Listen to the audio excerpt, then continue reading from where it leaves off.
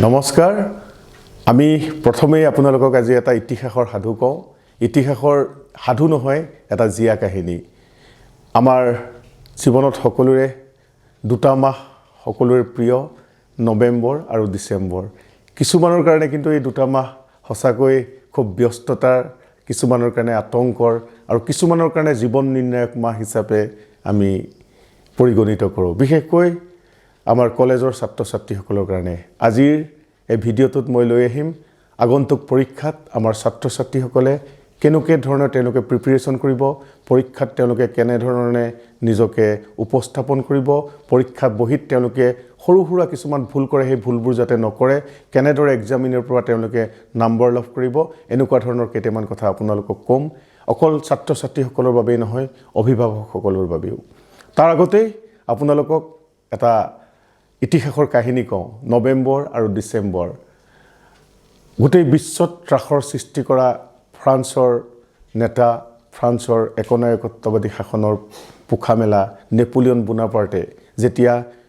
বিশ্বৰ পৃথিৱীৰ আটাইতকৈ বৃহত্তম ৰাষ্ট্ৰ ৰাছিয়াক আক্ৰমণ কৰিছিলে এখন মহাদেশক আক্ৰমণ কৰিছিলে তেতিয়া সোভিয়েট ৰাছিয়া নাছিলে তেতিয়া ৰাছিয়া আছিল আৰু সেই ৰাছিয়াৰ তেতিয়া জাৰ আছিল যাক আমি সম্ৰাট বুলি কওঁ জাৰ আলেকজেণ্ডাৰ আৰু আলেকজেণ্ডাৰে যেতিয়া নেপোলিয়নৰ বিশাল সৈন্যৰ বাবে ত্ৰস্ত হৈ আছিল সমগ্ৰ বিশ্ব আৰু যেতিয়া ৰাছিয়াক আক্ৰমণ কৰিলে ৰাছিয়ান সৈন্য হসাকৈ ভয়ত পেপুৱা লাগিলে নেপোলিয়নৰ সহ্য নেপোলিয়নৰ বীৰত্ব আৰু ফৰাচী সৈন্যৰ শাসকৰ ওচৰত যেন তেওঁলোক আগতেই পৰাজয় বৰণ কৰিছিল কিন্তু জাৰ আলেকজেণ্ডাৰ এটা সদায় সাহস দি আছিল তেওঁৰ সৈন্যক তেওঁ প্ৰজাক যে মোৰ দুজন কমান্ডাৰ আছে এই কমান্ডাৰ দুজন থকালৈকে মই কাকোই ভয় নকৰোঁ নেপোলিয়নকো ভয় নকৰোঁ আৰু সেই কমান্ডাৰ দুজন আছিল নাম নৱেম্বৰ আৰু ডিসেম্বৰ কেনেকৈ নৱেম্বৰ আৰু ডিসেম্বৰ হ'ল সেই কথাটো আপোনালোক সকলোৱে জানে কাৰণ যি সময়ত নেপোলিয়নৰ সৈন্য ৰাছিয়া আক্ৰমণ কৰিছিল ৰাছিয়া আক্ৰমণ কৰাৰ প্ৰায় তেওঁলোক 3 মাহমান সময় লাগিছিল 3 মাহ সময় যেতিয়া তেওঁলোকে আগতীয়াকৈ আক্ৰমণ কৰিছিল আগষ্ট সেপ্টেম্বৰ আগষ্ট মাহত তেওঁলোক যেতিয়া আহিছিলে ৰাছিয়াৰ প্ৰান্তীয় যিবিলাক ঠাই আছিল সেই প্ৰান্তীয় ঠাইৰ মানুহবিলাকে লাহে লাহে তেওঁলোকে বেকৱাৰ্ড কৰি আহি আছিল কিন্তু আহিবৰ সময়ত জাৰৰ নিৰ্দেশ মতে তেওঁলোকে এটা কাম কৰিছিল তেওঁলোকে নিজৰ সকলোবিলাক ভৰাল খেতিপথাৰ ঘৰ জ্বলাই আহিছিল তেতিয়া সকলো আচৰিত হৈছিল ফ্ৰান্সৰ নেপোলিয়নৰ সৈন্য আচৰিত হ'ল যে আমি দেখোন গোটেইখন শূন্য আমি যেন বিনা যুদ্ধই গোটেই ৰাছিয়া জয় কৰিম তেওঁলোকে আনন্দ উল্লাসত আগবাঢ়ি আছিল আৰু ৰাছিয়ান সৈন্য লাহে লাহে পিছলৈ গৈ আছিল আৰু যেতিয়া মস্কোৰ সমীপত পালে সেই সময়তেই নৱেম্বৰ মাহ আৰম্ভ হ'ল আৰু এইখিনিতেই আটাইতকৈ গুৰুত্বপূৰ্ণ যে জাৰে যে কৈছিল যে মোৰ দুজন কমান্ডাৰ নৱেম্বৰ আৰু ডিসেম্বৰ ভূমিকা এতিয়া পৰিলক্ষিত হ'ব কাৰণ নৱেম্বৰ আৰু ডিসেম্বৰ মাহত সমগ্ৰ ৰাছিয়া মহাদেশত ইমানেই প্ৰবল শীতৰ প্ৰকোপ লাহে লাহে তেওঁলোকে নিজৰ দুৰ্গত সোমাই গ'ল ৰাছিয়ান সৈন্য আৰু বাহিৰত পিয়াপিদি ফুৰা নেপোলিয়নৰ সৈন্য দিশহাৰা হৈ পৰিল ঠাণ্ডাত তেওঁলোকে খাবলৈ খাদ্যৰ অনাটন হ'ল তেওঁলোকৰ কাপোৰ পিন্ধাৰ অনাটন হ'ল তেওঁলোকে আনকি আশ্ৰয় ল'বলৈও ঘৰবিলাক ইতিমধ্যে ৰাছিয়ান সৈন্যই নিজেই নিজৰ ঘৰবিলাক ভাঙি পেলাইছিল গতিকে অতি শীঘ্ৰে তেওঁলোকে কি কৰিছিলে খাদ্য অন্বেষণত নিজৰ ঘোঁৰাবিলাককে মাৰি খাবলগীয়া হৈছিল আৰু তেওঁলোকে বেমাৰত পৰি আধা সংখ্যক সৈন্য ইতিমধ্যে মৃত্যুৰ মুখত পৰিছিল আৰু অতি শীঘ্ৰে নেপোলিয়নৰ নিৰ্দেশক্ৰমে তেওঁলোক আকৌ পশ্চাদগমন কৰিছিল আৰু পশ্চাদগমন কৰোঁতেও তেওঁলোকৰ বহুত সৈন্য মৃত্যুৰ মুখত পৰিছিল সেই কথাই আচলতে ৰ'ল ৰাছিয়াৰ যিজন ৰজা জাৰ আলেকজেণ্ডাৰৰ কথা যে মোৰ দুজন সেনাপতি নৱেম্বৰ আৰু ডিসেম্বৰৰ কাৰণেই সমগ্ৰ ৰুছিয়া নেপোলিয়নৰ আক্ৰমণৰ পৰা ৰক্ষা পৰিল আৰু এই যুদ্ধখনৰ ফলতেই আচলতে ক্ৰমাৎ স্তিমিত হৈ পৰিছিল নেপোলিয়নৰ যুদ্ধ জয়ৰ যি খুৰা এতিয়া পৰীক্ষাৰ বতৰ গতিকে নৱেম্বৰ আৰু ডিসেম্বৰ মাহত আমি সকলো ছাত্ৰ ছাত্ৰীয়ে কোনোবা নহয় CBCS বা সেমিষ্টাৰ পৰীক্ষা বা বিভিন্ন ধৰণৰ পৰীক্ষাত আমি বহিবলগীয়া হয় গতিকে আমি পৰীক্ষাৰ সময়তনো কি কৰিব লাগে হওক সেই কথা শুনো প্ৰথম কথা সিলেবাস সেমিষ্টাৰ বা CBCSত কোৰ্সত আমাৰ এটা সীমিত সিলেবাসত আমি সকলোখিনি পঢ়িবলগীয়া হয় গতিকে পোনপ্ৰথমে নিজৰ সিলেবাস আমাৰ ছাত্ৰ ছাত্ৰীসকলৰ উদ্দেশ্যে কৈছো আপোনালোকে কোনো চিন্তা কৰিব নালাগে নিজৰ সিলেবাসটো আপোনালোকে চাই লওক আৰু সিলেবাসৰ ওপৰত নিজৰ কনফিডেন্সটো আনি লওক তাৰ পিছত 5টা ইউনিট বা 4টা ইউনিট সকলো ইউনিট আপোনালোকে বাৰ্ডছ আই ভিউ ওপৰে ওপৰে গোটেই কথাখিনি এটা কনসেপ্ট লৈ ল'ব নাম্বাৰ 1 নাম্বাৰ 2 আপোনালোকে কি কৰিব থ্ৰ প্ৰিপাৰেশ্যন কৰিব লাগিব যে মোৰ টেক্সট বুকৰ পৰাই মেইন কিতাপ আহিব ইমান দিন আপোনালোকে ৰেফাৰেন্স বুক গোটালে নিজৰ নোট প্ৰিপাৰেশ্যন কৰিলে কিন্তু পৰীক্ষাৰ আগৰ এই 1 মাহ বা 2 মাহ আপোনালোকৰ কাৰণে সাংঘাতিক ইম্পৰ্টেন্ট গতিকে এই সময়খিনিত আপোনালোকে কি কৰিব সিলেবাস কেন্দ্ৰিক আপোনালোকে নিজৰ টেক্সট বুকখন ফলো কৰিব আৰু 3 নম্বৰ কথা আপোনালোকে পুৰণা প্ৰশ্ন কাকতৰ পৰা প্ৰশ্নৰ আৰ্হিবোৰ চাব পাৰিলে নিজে এটা দামী পৰীক্ষাত বহিব 3 ঘণ্টা সময় লৈ ল'ব ৰাতিপুৱা বা সন্ধিয়া এই 3 ঘণ্টাত যোৱা বছৰ বা তা আগৰ বছৰ বা তা আগৰ বছৰ এখন পেপাৰ ল'ব সম্পূৰ্ণ পৰীক্ষাত যিদৰে আপুনি বহিব ঠিক তেনেকৈ আপুনি 3 ঘণ্টা সময় পুৰণা এখন পেপাৰ কমপ্লিট কৰক তাৰ পিছত আপুনি সেই পেপাৰখন নিজে এক্সামিন কৰিব আৰু সেই পেপাৰখনত আপুনি নিজে গম পাব যে আপোনাৰ ভুল ত্ৰুটি কি হৈছে 4 নম্বৰত আপুনি পঢ়াৰ সময়টো অলপ বঢ়াই নিয়ক আগত আপুনি যদি 6 ঘণ্টা পঢ়িছিলে আপুনি সেই 6 ঘণ্টাটো আৰু 4 ঘণ্টালৈ বঢ়াই নিয়ক কিন্তু এটা কথা আপোনাৰ সফলতাৰ কাৰণে কিন্তু আপুনি সময় দিবই লাগিব আপুনি গোটেই বছৰটোৰ সম্পূৰ্ণ প্ৰস্তুতিৰ পূৰ্ণ প্ৰয়োগ ঘটাব লাগিব এই এটা বা দুটা মাহত আপোনাৰ হাতত 15 দিন আছে আপোনাৰ হাতত এমাহ আছে আপোনাৰ হাতত 1.5 মাহ আছে কিন্তু এই 1.5 মাহ সময় আপুনি ইমানেই কষ্ট কৰক যাতে গোটেই বছৰটোৰ আপোনাৰ শ্ৰম সাৰ্থক হয় তাৰ পিছত আপুনি 6 ঘণ্টা বা 10 ঘণ্টা আপুনি যেতিয়া পঢ়িব আপুনি একো চিন্তা নকৰিব আপুনি খুব সুন্দৰভাৱে নিজৰ মনক ৰিলেক্স কৰক আপুনি কনসেন্ট্ৰেচন কৰক আৰু মাজে মাজে আপুনি শৰ্ট ব্ৰেক লওক আপুনি তাৰ মাজত শৰ্ট ব্ৰেকক আপুনি গান এটা শুনক আপোনাৰ ভাল লগা কিতাপ এখন পঢ়ক আপুনি ফ্ৰেণ্ডছৰ লগত কথা পাতক কিন্তু সকলোকে মই অনুৰোধ কৰিম মোবাইলৰ পৰা আপোনালোক আঁতৰি থাকক পাৰিলে ফেচবুক হোৱাটছআপ ডিএক্টিভেট কৰি ৰাখক কাৰণ আপুনি সফলতা লাভ কৰিবলৈ হলে কিবা এটা নহয় কিবা এটা ত্যাগ কৰিবই লাগিব এটো খুবেই গুৰুত্বপূৰ্ণ গতিকে আৰু এটা কথা মই এইখিনিতে কওঁ যে বন্ধুত্বৰ লগত আপুনি বন্ধুসকলৰ লগত যি গ্ৰুপ আছে এই গ্ৰুপত আপোনালোকে ডিসকাশন কৰিব কাৰণ আজিকালি প্ৰায়বোৰ প্ৰশ্নই কেতিয়াও আগৰ নিচিনাকৈ ট্ৰেডিশনালি প্ৰশ্ন নাহে আপোনালোকৰ প্ৰশ্ন মিক্সিং আহিব এটা ইউনিটৰ 5টা চেপ্টাৰৰ পৰা আপোনাক মিলাই মিলি প্ৰশ্ন আহিব গতিকে কনসেপ্টটো আপুনি মেমৰাইজ কৰাতকৈ মুখস্থ কৰাটো একেবাৰে পাহৰি যাওক তাৰ হলনি আপোনালোকে কনসেপ্টৰ ওপৰত গুৰুত্ব দিব গতিকে পৰীক্ষাৰ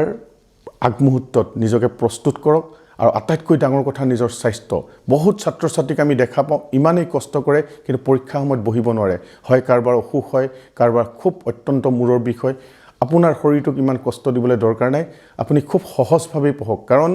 ষান্মাসিক বা সিবিসিএস ব্যৱস্থাত পৰীক্ষাৰ আগদিনাখনলৈকে ক্লাছ হয় কোনোবা বিশ্ববিদ্যালয়ত পৰীক্ষাৰ আগদিনাখনলৈকে এটা ইউনিট শেষ হয় পিছদিনাখন সেই ইউনিটৰ ওপৰত প্ৰশ্ন আহে সেই ইউনিটৰ ওপৰত পৰীক্ষা হয় গতিকে একো চিন্তা কৰিবলগীয়া নাই আপুনি কালি পঢ়ি যোৱা বিষয়টোৰ ওপৰতে আপোনাৰ নিজৰ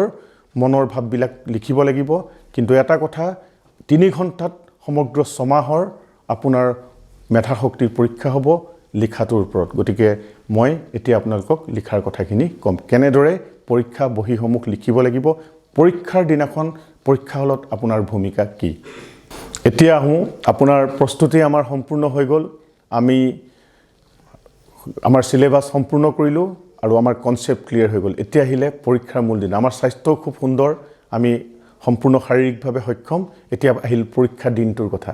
পৰীক্ষা দিনটোত আটাইতকৈ ডাঙৰ ভুল কৰে আমাৰ ছাত্ৰ ছাত্ৰীসকলে যেটো টাইম ম্যানেজমেন্ট বহুতো এনেকুৱা মেধা সম্পন্ন ছাত্ৰ ছাত্ৰী পাইছো তেওঁলোকে সকলো পাৰে প্ৰশ্ন কাকতখনৰ কিন্তু সম্পূৰ্ণ কৰি আহিব নোৱাৰে গতিকে তাৰ মূল কাৰণটো হৈছে টাইম ম্যানেজমেন্ট এখন প্ৰশ্ন কাকত যেতিয়া তৈয়াৰ কৰা হয় সেই প্ৰশ্ন কাকতখনত 4-5 বিধ ধৰণৰ প্ৰশ্ন আহে একেবাৰে সংক্ষিপ্ত প্ৰশ্ন 1 বা 2 নম্বৰৰ সমুটুকা আহিব 3 বা 4 নম্বৰৰ 5 বা 6 নম্বৰৰ সমু উত্তৰ লিখা আহিব আৰু কেইটামান দীঘলীয়া প্ৰশ্ন আহিব 8 বা 10 নম্বৰ বা 12 নম্বৰ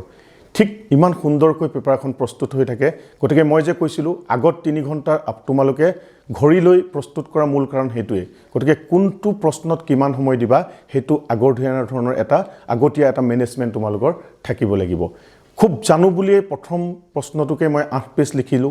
দ্বিতীয় প্ৰশ্নটো মই 3 পেজ লিখিলো আৰু লাষ্টত সময় লাই শেষৰ লং কুৱেশ্যনটো মাত্ৰ মই 2 পেজ লিখিলো এজন পৰীক্ষকে কেতিয়াও তোমাক তাৰ কাৰণে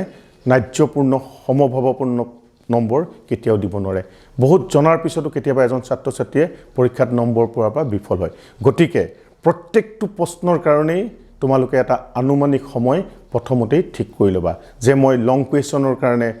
15 মিনিট বা 25 মিনিট কৈ সময় দিম মই শৰ্ট কুৱেশ্যনৰ কাৰণে 5 মিনিট বা 7 মিনিট দিম একেবাৰে শৰ্ট কুৱেশ্যনৰ কাৰণে মই 2 মিনিট বা 1 মিনিট সময় দিম তেনেকুৱা ধৰণৰ এটা প্ৰস্তুতি খুবেই আৱশ্যক ছাত্ৰ ছাত্ৰীসকলৰ কাৰণে এই ভুলটো কেতিয়াও নকৰিবা সেইকাৰণে বাৰে প্ৰতি পুৰণা প্ৰশ্ন কাকত তোমালোকে প্ৰিপেয়াৰ কৰিব লাগিব আৰু আটাইতকৈ ডাঙৰ কথা আজিকালি ইণ্টাৰনেল এছেছমেণ্টত 20 নম্বৰ তোমালোকৰ থাকিব 3 ঘণ্টাত তোমালোকে 80 নম্বৰৰ প্ৰশ্ন কাকত উত্তৰ লিখিব লাগিব গতিকে ইমান চিন্তা কৰিবলগীয়া নাই আৰু মই ভাবো এজন মেধাসম্পন্ন ছাত্ৰ ছাত্ৰীৰ কাৰণে 2.5 ঘণ্টাতে এখন সম্পূৰ্ণ প্ৰশ্নৰ উত্তৰ লিখা হৈ যায় শেষৰ আধা ঘণ্টা তেওঁলোকে ৰিভিজন কৰিবৰ কাৰণে ৰাখিব পাৰে 2 নম্বৰ গুৰুত্বপূৰ্ণ কথা পৰীক্ষা হলত বহাৰ আগতে সদায় নিজৰ সাজ-পোছাক পৰিপাটিকৈ সাজ-পোছাক পিন্ধি যাব লাগে যাতে পৰীক্ষা হলটোত তেওঁ খুব শান্তিপূৰ্ণভাৱে পৰীক্ষা লিখিব পাৰে ভগৱানক বিশ্বাস কৰা নকৰা হেতু তোমালোকৰ কথা কিন্তু এটা শক্তিৰ ওপৰত বিশ্বাস ৰাখিবা নিজৰ আত্মবিশ্বাস ৰখাৰ কাৰণে হেয়া ধ্যানেই হওক বা তেনে ধৰণৰ কোনো হওক এটা বিশ্বাসে তোমাক পৰীক্ষাত সফলতাত সহায় কৰিব এডমিট কাৰ্ড কলম এইবিলাক আগদিনাখনেই সুন্দৰভাৱে থৈ ল'বা যাতে পৰীক্ষা হলত গৈ তুমি কোনো দিনেই ব্যতিব্যস্ত হ'বলগীয়া নহয় নিজৰ ৰোল নম্বৰ সিট বহাবা যিখিনি ক্লিপবোৰ্ড লাগে স্কেল লাগে যিখিনি পৰীক্ষা হললৈ নিবলৈ অনুমতি দিয়ে মাত্ৰ সেইখিনি বস্তুৱে তোমালোকে নিব পাৰিবা তাত গৈ যাতে আৰু কোনো বিব্ৰত পৰিস্থিতিৰ সন্মুখীন হ'বলগীয়া নহয় এই ক্ষেত্ৰত সাৱধান হ'বা নিজৰ বহাৰ আসনখন লৰচৰ কৰি আছে নেকি সেইবিলাক সকলোকে চাবা তাৰ পিছত যেতিয়া পৰীক্ষকে তোমালোকক বহি দিব বহিখন সুন্দৰভাৱে বাছ কৰিবা প্ৰথমতে বহিখনত নিজৰ ৰোল নম্বৰ নিজৰ ৰেজিষ্ট্ৰেচন নম্বৰ সাবজেক্ট বহুত ছাত্ৰ ছাত্ৰীক দেখো তেওঁলোকে হেগিটাই লিখিব নাজানে হেগিটা লিখিবৰ কাৰণে প্ৰেক্টিছ কৰিবা সুন্দৰ সুন্দৰ আখৰেৰে নিজৰ ৰোল নম্বৰ ৰেজিষ্ট্ৰেচন নম্বৰ ইয়াৰ এক্সাম ইয়াৰ টপিক তোমালোকৰ সাবজেক্ট এই গুটেখিনি কথা ধুনিয়াকৈ লিখিবা তাৰ পিছত বহিখন তোমালোকে ফল কৰিবা মই জানো বহুত ল'ৰা ছোৱালীয়ে বহিখন ফল কৰিব জানে আৰু বহুতে তাত স্কেলেৰে মাৰ্জিনো পাৰি ল'ব লাগে তোমালোকৰ হাতত পৰীক্ষকে বহি দিয়াৰ 10 বা 15 মিনিট সময় এইখিনি কাম কৰিবলৈ দিয়ে গতিকে এই 10 মিনিট সময় অপব্যয় কৰাতকৈ তোমালোকে নিজৰ বহিখন আগতীয়াকৈ সম্পূৰ্ণ প্ৰস্তুত কৰি থবা এই কথাখিনি ছাত্ৰ ছাত্ৰীয়ে কিন্তু বহুত ছাত্ৰ ছাত্ৰীয়ে ইগনোৰ কৰা দেখা যায় এই কথাখিনিয়ে এজন নিৰীক্ষকক যেটা তোমালোকৰ বহিবিলাক তেওঁলোকে নিৰীক্ষণ কৰিব এই কথাখিনি চাই এজন পৰিপাটি ছাত্ৰ ছাত্ৰীৰ বহিখনে পোনপ্ৰথমে এজন পৰীক্ষকক আকৰ্ষিত কৰে আৰু তেওঁ সেই আকৰ্ষণৰ ফলস্বৰূপে ছাত্ৰ ছাত্ৰীজনে ভাল নম্বৰ পাবলৈ সক্ষম হয় দ্বিতীয় কথা বহিখনত যেতিয়া তোমালোকে লিখিবা যে প্ৰথমতেই মই 7 নম্বৰ কুৱেশ্যনটোৰ উত্তৰ লিখিছোঁ তাৰ পিছত মই 4 নম্বৰ প্ৰশ্নটোৰ উত্তৰ লিখিছোঁ তাৰ পিছত মই শৰ্ট কুৱেশ্যন গিটা কৰিলোঁ তাৰ পিছত মই সমুটুকাৰ প্ৰথমটো কৰা নাই দুটা কৰিলোঁ তেনেকুৱা কৰিলে বহিখনৰ যিটো সাহিত্যিক ভ্যালু যিটো লিটাৰী এটা ভ্যালু থাকে সেইটো নাইকিয়া হৈ যায় একাধিক্ৰমে কৰিবলৈ চেষ্টা কৰিবা 1 নম্বৰ প্ৰশ্ন উত্তৰ ক 1 নম্বৰ প্ৰশ্ন উত্তৰ খ 2 নম্বৰ প্ৰশ্ন উত্তৰ ক 2 নম্বৰ প্ৰশ্ন উত্তৰ খ 3 নম্বৰ প্ৰশ্ন উত্তৰ ক এনেকৈ যদি কন্টিনিউ হয় পৰীক্ষকজনে নম্বৰ দিবলৈও ভাল পায় আৰু প্ৰশ্ন কাকত অনুসৰি বহিখন চাবলৈও ভাল পায় আৰু যদিহে তাৰ মাজত কেতিয়াবা এনেকুৱা হয় মই এটো কম্পালসৰি বুলি নকওঁ কেতিয়াবা তুমি দুটা এটা প্ৰশ্ন টান পাবা হে টান প্ৰশ্নকিটা তেতিয়া পিছলে কৰিলে হ'ব কিন্তু পাজ্য মানে চেষ্টা কৰিবা যাতে প্ৰশ্ন কাকত অনুসৰি মই সুন্দৰভাৱে বহিখনত লিখিব পাৰো আৰু সদৌ শেষত এটা কথা খুব ডাঙৰ ভুল হয় সকলোৰে এই কথাটো মনত ৰাখিবা যে প্ৰশ্ন উত্তৰ কুৱেশ্যন এনসাৰ 2a বহুতে খবজবকে কুৱেশ্যন এনসাৰটো নম্বৰ নিদিয়াকে এনসাৰ কৰিবলৈ যায় বহুত ল'ৰা ছোৱালীক আমি নিৰীক্ষণ কৰোঁতে দেখা পাইছো তেওঁ উত্তৰটো শুদ্ধকৈ লিখিছে কিন্তু তেওঁ কুৱেশ্যন নাম্বাৰটো দিবলৈ পাহৰি গ'ল গতিকে ৰিভিজন টাইমত এই কথাকিটা চাবা যে মই প্ৰত্যেকটো প্ৰশ্নৰে কুৱেশ্যন এনসাৰ বা প্ৰপাৰকে মই দিছো নাই প্ৰত্যেকখন বহিৰ ওপৰতে 1 2 3 পেজ লিখিবা যাতে এক্সট্ৰা পেজ ললে তাত তোমাৰ পিছত খেলিমেলি নহয় তাৰ পিছত বহিখনৰ প্ৰত্যেকটো পেজৰ পিছতে প্লিজ টাৰ্ন ওভাৰ তেনেকুৱা ধৰণৰ এটা শব্দ হেবোৰ আগতীয়াকে লিখি থব পাৰা এইবিলাকে তোমাৰ বহিখনৰ সুন্দৰতাও তোমালোকে ধৰি ৰাখে আৰু তোমাৰ কনফিডেন্সও বহাই ৰাখে আৰু সদৌশেষত মই এটা কথা কওঁ কেতিয়াও কটাকটি কৰিব নালাগে যদি অত্যন্ত জৰুৰী নহয় কোনোবা এটা প্ৰশ্ন তিনিবাৰকৈ পঢ়িব লাগে এটা প্ৰশ্ন এজন ছাত্ৰই খবজবকে যদি চাই উত্তৰ লিখিবলৈ যায় অলপ দেৰি পিছত গম পায় যে প্ৰশ্নটো এটো সোধা নাই আটাইতকৈ ডাঙৰ কথা প্ৰশ্নটো তিনিবাৰকৈ পঢ়িবা তোমালোকক 10 মিনিট বা 15 মিনিট সময় প্ৰশ্নখন পঢ়িবৰ কাৰণে দিয়া হয় গতিকে উত্তৰটো লিখা আগতে প্ৰশ্নটো তিনিবাৰ পঢ়িবা আৰু এটা কথা মনত ৰাখিবা মই কৈছো আজি সঁচাকৈ কৈছো প্ৰশ্নটো তিনিবাৰ পঢ়াৰ পিছত তাত তুমি এটা উত্তৰৰ সমাধান পাবাই যিমানেই তাত প্ৰশ্ন নহয় প্ৰশ্নটোতেই যেন উত্তৰটো তাত সোমাই আছে আৰু তোমালোকৰ লাহে লাহে সেই কথাখিনি মনত পৰিব গতিকে আজিৰ এইখিনি কথাই কলো সকলো পৰীক্ষাৰ্থীলৈ শুভকামনা থাকিল মই জানো তোমালোকে এই কথাখিনি যদি ফলো কৰা তোমালোক জীৱনত সফল হ'বাই আৰু মই জানো এই সফলতাই তোমালোকক এক নতুন দিগন্তলৈ আগবঢ়াই নিব সকলোলৈকে ধন্যবাদ থ্যাংক ইউ